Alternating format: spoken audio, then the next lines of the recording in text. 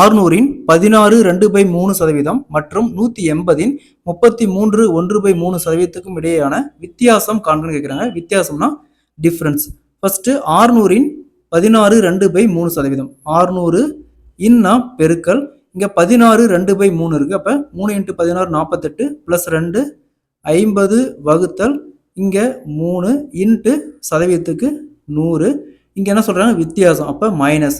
Next 180 33 1/3%. 180 இன்னா பெருக்கல் 33 × 3 99 + 1 100 வகுத்தல் 3 × 100 சதவீதத்துக்கு 100.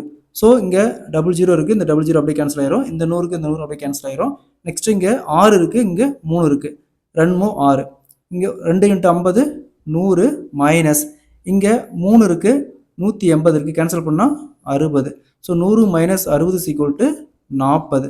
ஸோ இவற்றுக்கு இடையான வித்தியாசம் பார்த்தோம்னா 40. Option B is the correct answer. அதே மாதிரி இந்த சம் பாருங்க. 320 70% மற்றும் 240 45%க்கும் இடையேயான வித்தியாசம் காண்கன்னு கேட்குறாங்க. இந்த சம்ம சால்வ் பண்ணி ஆன்சரை கமெண்ட்ல போடுங்க.